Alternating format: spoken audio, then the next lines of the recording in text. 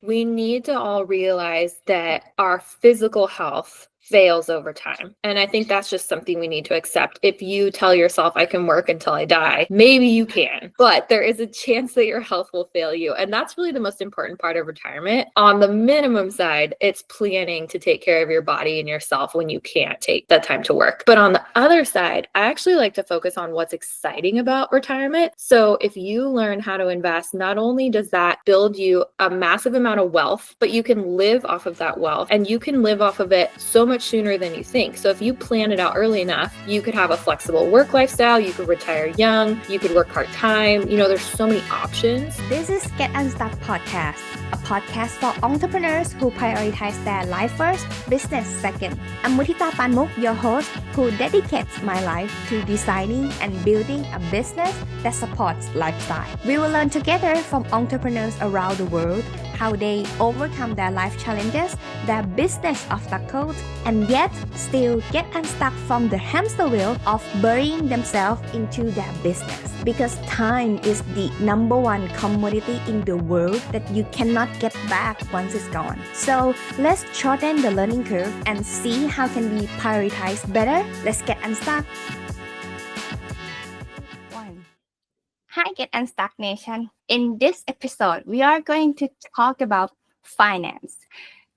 Our guest today, Annie Ko, the founder of Money-Sentials. She is a woman and author of 101 Ways to Build Wealth in Your 30s.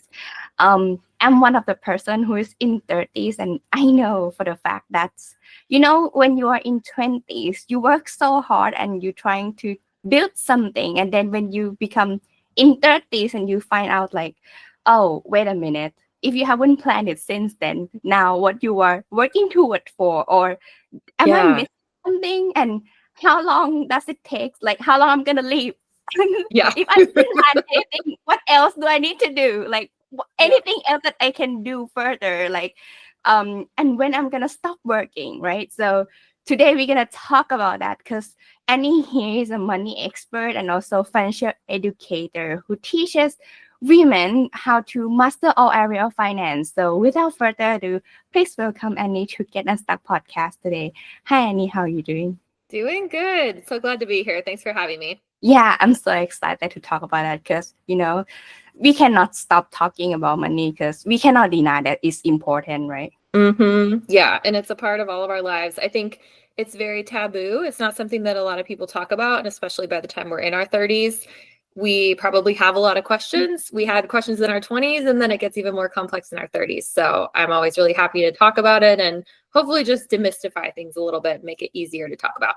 Before we get there, since when you start interested about finance and money then? What is your background story? Yeah, that's a great question. It really has been a personal passion for a long time. I went to school, and I guess it started when I got my first job after I got my bachelor's degree. I got my first job and wasn't making a lot of money. And I started wondering, what does it take to climb the career ladder? What does it take to make more money and not be in a place of struggle? And so I went on this personal journey, probably from my 20s through, I'm 36 now, learning everything I could about personal finance, how to advocate for myself, make the right career transitions, how to invest, how to budget. And along the way, I learned so much. And I realized that a lot of my friends and family didn't know some of the things that I was learning. So I started my own business this year to coach other women and help them just learn all these simple ways that they can do more with their money.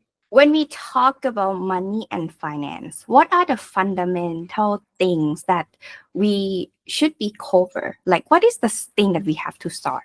Yeah, I think it depends on where you're at, honestly. So I would say I always, for most people, if you were meeting with me and we were doing a coaching session, I would start with, what do you want? What are the biggest things on your mind? Because one person might come in and say, I can't fall asleep at night because I have credit card debt. I want to eliminate my debt. The next person says, I hate my job so much, but I know I need to make money. So how can I keep making money while making a career pivot? So I would ask you, if you're listening to this, to reflect yourself and say, what is the thing that I want most when it comes to money? And then dive into that first, whether that's your career, budgeting, retirement, Just pick up one thing at a time and start learning about how to work towards that. It's supposed to be one thing at a time, right? You cannot do both. Honestly, I think I will say once you get further into the planning process, especially for financial planning, there are ways to work on multiple goals at once. So, for example, it's very normal to be paying off your student loans and credit card debt while also saving for retirement, while also buying a new car, maybe selling and buying a home, maybe taking the pet to the vet and then having a baby. That's normal life, right? It's never just one thing. So, I would say, if you're feeling overwhelmed, pick one thing to start with. But as far as the numbers go, there are ways that we can create a plan to work towards all of those things at the same time and build a budget that helps you work towards those things. So a lot of times it's just putting that plan together, and then people feel so much more at ease because they just know, okay, I know what to do. I know how to work towards all these goals. What about the lifestyle and money habits? Oh, I know, like this thing are something that sometimes go together, sometimes it's in contrary. How it's Yes. actually related, and should we figure that out early on when we planning this financial planning, or it's gonna change eventually? I think it definitely changes, and in a good way. I would say the good thing about our lifestyle is that as we grow up, the older we get, and even unrelated to age, the different scenarios we go through where we're mid-career, we're raising kids, we're closing into retirement, there's going to be different lifestyles we have. So you might find that your income needs change, or your grocery habits change, or you need a car, you don't need a car. So I would actually say we should embrace change a little bit more and be comfortable with the fact that our finances probably will change over time, and that's okay. Since when we should start planning the financials? I would say the moment that you're independent. Well, actually, I would back that up. So if you're a parent and you have young kids, you can definitely start teaching your kids about money and your teens about money and letting them get, maybe an authorized credit card with a small limit or a savings account. But the moment you're out on your own, even if you're in college, I think financial planning is so important, because even if you're living in the dorms and let's say you're using a meal card to buy meals, understanding how much you or someone else paid for those meals will help you then when you go out to buy groceries on your own, know how to budget for those groceries so you're not overspending and then halfway through the month you have no more money. So I think the moment you're out on your own, it's time to start. Even if it feels scary, it's time to dig in. And when we talk about 30s, so as scared as it sounds, like how the mentality difference in the 20s and in the 30s, like it's actually a big shift, though, at least for me. I don't know anybody else, but how is different? Why you focus on the 30s? Yeah, I felt the same shift, and I'm 36 now. I think your 20s, there's quite a few things. So first of all, you're probably just starting your career. You might be making less money. You might not own a home yet. You might not have kids yet. You probably are at the time when your finances are the least complicated, but you have the least amount of money. So it might feel easy, but you might feel really stretched, like everything is expensive and you're working really hard. You also feel like you have all the time in the world. So you might not prioritize retirement and investing and other things like that because you have so much time. Whereas you go into your 30s and you think, okay, I'm an adult. This is real. I need to get my stuff together, right? A lot of people hit their 30s and think, I need to get my stuff together. So they start checking their retirement, having the kids, buying the house, buying the car, traveling more, whatever it is. And I don't know, how did you feel when you turned into your 30s when it came to your finances? Yeah, that's definitely the word. I have Yeah. to get my shit together. That's the thing. Exactly. Yeah. That's It just hits. Yeah. And I have heard so many people tell me that when they end up meeting with me, it's like, well, I went through my 20s and I feel like no one in school teaches you what to do with your finances when you hit that complicated 30s, right? You have a retirement rep, but what else? Like, who do you talk to about your budget? How do you know if you're on track with your spending? Or how do you make sense of family planning and mortgage planning? And what if you want to stop working and start your own business? It's just hard to find a place to go. So that's really why I built my business, Money-Sentials for Women. I hope that it's that filling the gap where women can go get all their questions answered. And it's not as extreme as going to a wealth advisor, but it's that in-between step of just getting the financial education. As hard as it sounds, do we need to have a retirement plan? Do we really need to retire? I think it depends. So I would say we need to all realize that our physical health fails over time. And I think that's just something we need to accept. If you tell yourself I can work until I die, maybe you can, but there is a chance that your health will fail you. And that's really the most important part of retirement. On the minimum side, it's planning to take care of your body and yourself when you can't take that time to work. But on the other side, I actually like to focus on what's exciting about retirement. So if you learn how to invest, not only does that build you a massive amount of wealth, but you can live off of that wealth and you can live off of it so much sooner than you think. So if you plan it out early enough, you could have a flexible work lifestyle, you could retire young, you could work part-time. There's so many options. So I think of retirement more as a way to give you financial opportunity rather than, oh, I'm just planning to end work on this date. It's so much more than that. It's a wealth builder. It's a passive income builder. It's so much more. Talking about that, what's the difference between saving and investing? I would say they both have the same ultimate goal. You're setting aside money so that you can have it later. But the dramatic difference is in how the money grows. So if you put your money into a savings account, a regular bank account will probably earn almost no interest. A high yield savings account will grow by about 4 to 6% per year. And then investments in the stock market will grow by about 10% per year. So your retirement accounts are growing by about 10% every year. So if you're just saving, you're missing out on all of that long-term growth. And I mean, think about when your account gets bigger, you have $100,000. 10% is $10,000. That's $10,000 of free money you're going to get because your money was sitting there. And I think people forget that's how much is at stake when you're just leaving your money in a savings account. So I personally suggest just keeping your emergency funds in your savings account. So 3 to 6 months worth of living expenses. And then beyond that, I put the rest into investments for long-term wealth building. This is something that also I think many people have an issue with when we already deal with personal financial planning, right? We also have to deal with the company financial planning as well. And when they started a business, I think they tends to mix them up. Do you have like suggestion to like the new entrepreneur, let's say, to like take a deep breath and how can they get started and separate this thing? Yes, I'm so glad you brought this up. It's so hard. When I started my business, I felt the same way. I'm really happy. My husband also is an entrepreneur, so I got to learn a little from his experience. So a few things right off the bat. Number one, set up a business bank account. It shouldn't cost any money. You might have to pay monthly fees depending on the one you set up. So check for the monthly fees. But at minimum, set up a checking account so that anything you do with your business is going to go through that checking account instead of your personal savings. It's super important for liability as a business owner, but also when it comes time for your taxes or any financial number crunching, you just pull that bank account information. It's all right there. It's so much simpler. Step number two, if you do want to make purchases, I definitely suggest a business credit card right off the bat. You'll earn extra cash back by doing that, and then also keep your purchases separate and then just pay it off every month. And then it really depends on how fast you want to build out your business and your clientele. So if you are, already building, you already have built a business, it's going to be a lot easier to know how much your expenses are and how much your income is. But if you're just starting off, give yourself some leeway and create a 12-month plan where you say, okay, in month one, I'm going to expect no income. I'm going to work only on lead generation and do as many free things as I can.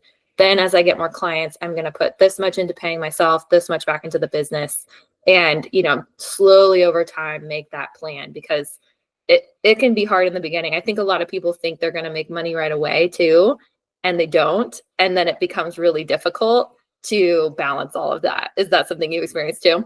Yeah, at the beginning, I learned very hard way that don't use your own money. Yeah. And the other thing I would say, there's so many things you can do for free or low cost. I've talked to a lot of business owners that are asking, should I take out a loan to start my business? Honestly, there are some times when that's a great idea. If you have this very good idea, it's been validated, it's going to work. But for most people, I would say do the free stuff. Work within your network.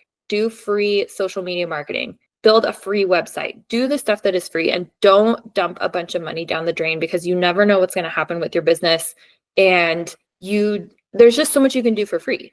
Yeah, I agree. Don't use your own money just yet. Yeah. It's not worth it. Just trying to prove your own offer first. If it sell, you're gonna get money back and then reinvest that back. That's gonna be the best way ever. Yeah, exactly. And I don't know if you did this, but I would say keep your job or keep a part-time job while you're starting your business can be really helpful, just so you're not super financially stressed. So don't feel like you have to quit your job cold turkey and just start your business. You can ease into it as well. Right. No, I burned the boat. You're not, I know many people that have. I didn't kind of like exactly burn the boat, but like I did plan that. I was in the transition of like moving the country anyway, so I did plan that.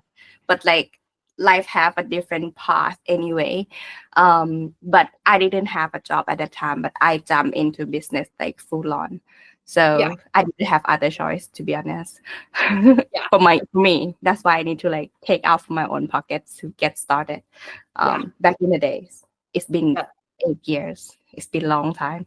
Wow, that's incredible. That's a long time. Yeah, it's been a long time. This podcast has been 4 years already, actually. Wow. Yeah, it's been a long time. Oh, it's been crazy roller coaster. Yeah, I know. But I still feeling the pain until today. Trust me. I know how that feels. That mistake. I keep telling anyone, don't do that. Don't do that. That's not feeling. Because I know how it's feel. Like financial frustration is the bad feeling ever. Like you couldn't even sell anything if you have that urge of like trying to make the next cent, you know? Right. And that's actually what I have told a lot of people that I've worked with some business owners that are struggling, and they're saying, I feel like I want to take on a part-time job, but I feel like I'm a failure if I'm a business owner who takes on a part-time job. And I tell them, no, not at all. You should do whatever feels best for you. You aren't failing either way. If you change careers and you don't like it, if you go to business and then you come back to career, you're not failing. You're testing out all of your options. And remember that our psychology as humans is that we need safety and security. So if we don't have money coming in, we're going to act out of a need to feel safe. And that might come across as salesy or feeling a little pushy or just not being authentic in our business. So that's why I always feel like it's better to just, if you can, have the part-time job or the income coming in so you can do it in a really good way. Yeah, I agree. Just do what's good for you, what works for you, so that it doesn't feel bad for you, actually. Yeah, exactly. What about the things that if they already went into debt and they start feeling like, I need to clear this, or how can I start planning to clear the debt then? Like when the clients come to you with this issue, what would you suggest them to plan that? I actually have a budgeting template that we use, and it's a debt tracker. So you can put in all the different debts you have, and then we'll look at them together, because not all debt is the same. For example, if you have a student loan that's at 4% interest, it's probably going to be okay to only make the minimum payment on that, versus credit card debt. The interest is piling up daily, and it's usually really high interest, like 25 to 30%. So that's something we want to tackle sooner. And then we can decide, there's different approaches. There's the snowball approach where you try to tackle the smallest one first and then you work your way up. Some people will start with the highest interest rate first and then work their way down. So we'll create a plan to lay all of that out. And then from there, if you have a lot of debt, there's other things you can look into. And there's tons of free resources online if you want to Google this.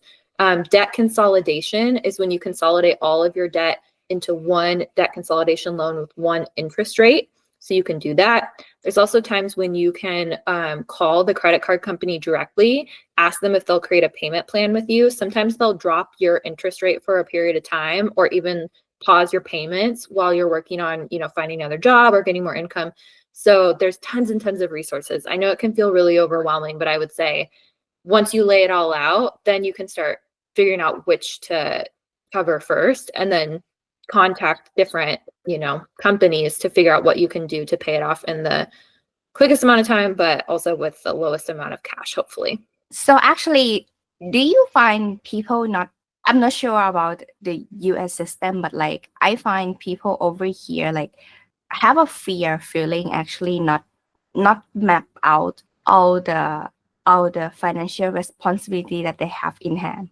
Have you Yeah. encountered about that? Like they're not Yeah. even having that the clarity of what do they have it on their plate. Even like it's always come up with it usually come up with a frustration when I ask my clients because I do operation, right? Like at here we do Yeah. management operations, so we need to know what is the next subscription of your software or like something that map out so we can work around of like, okay, do you need to still using this software or not or something. Yeah. um so it's always hard to ask like, oh, did I subscribe for this or not, like they not Yeah. even check these expenses or something. Yeah. So but these are their responsibility because they have to pay. Yeah. I don't think most people are tracking their finances that closely. And Mm. I don't blame them. I think tracking your finances can be tedious, it's boring, it can be stressful. There's so many reasons why you don't want to do it. But I would say 95% of the people that I talk to, if I ask them how much are your monthly expenses, they probably couldn't tell me. They could guess roughly, but I think a lot of them have not written down. I just met with a client yesterday, and he was showing me all of his expenses, and he was saying, oh, I know I overspend this and I overspend that. And I looked at it and said, no, you actually are underspending. You're spending very little compared to your income. But because of his mindset and his perceptions, he thought he was overspending. So even if I think a lot of people don't know what their financial situation is, their budget is, but then even when you do, your mindset plays a role in that. And so you might perceive it as better or worse than it really is based on your thoughts. So it's very emotional, honestly. Yeah, I understand. I think I have find a way that I solve this by not remember it, but just note it down in my Google Calendar right away. Yeah. So I keep everything. Yeah. I just keep everything in reminder in my Google Calendar. I just have like a separate financial reminder or like subscription reminder in a Hmm. different color that this is the date I have to pay. And then like if it's 1 year reminder, I just make it 1 year. So it's gone. Yep. I think that is amazing. I love when people build systems like that because that's the goal, right? You don't want to have to walk around remembering if you have a payment due. That would be overwhelming to our brains. It's way easier when you create the reminders, the automatic payments, the spreadsheets. I suggest having a monthly process where once a month you look through your bank accounts and you look at your budget and you just do a quick check-in. If you do that, you're probably good to go. You don't have to spend a ton of time on it. And then throughout the month, you don't really have to check on anything. It's just running in the background. Oh, another thing. I have seen people like having argument about having everything automate, like uh paid out from their account directly, like direct withdrawal, Yeah. versus doing it manually. What is your opinion regarding to that? I highly suggest automatic only because it is so that you won't forget. If you're forgetful and you don't want to think about it, I suggest automatic.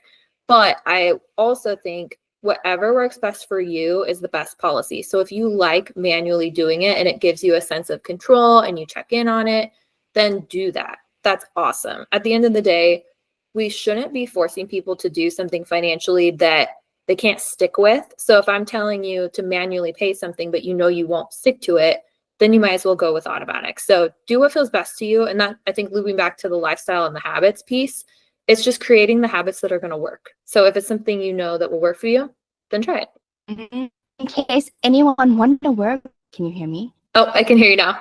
Oh, in case anyone want to work with you or want to follow your work, where can they reach out to you then? So my website is money-essentials.com.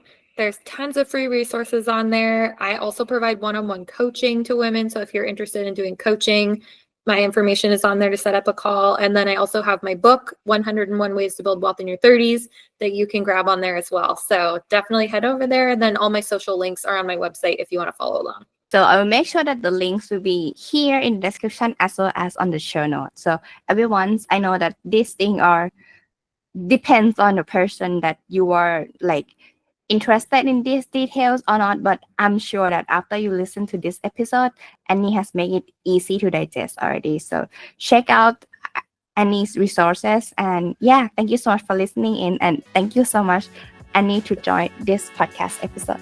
Yeah, thank you so much for having me. Really appreciate it.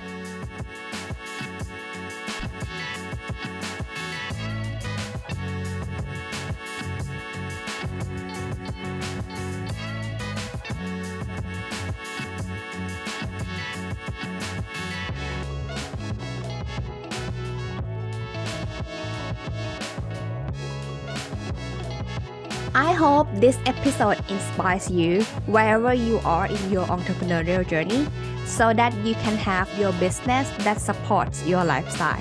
Get a show note at getunstuckmethod.com/podcast. Review what we have learned together today and start implementing right now. See it by yourself. The result of your consistent action are worth it. You deserve the freedom to enjoy your life. Until the next episode, let's get unstuck.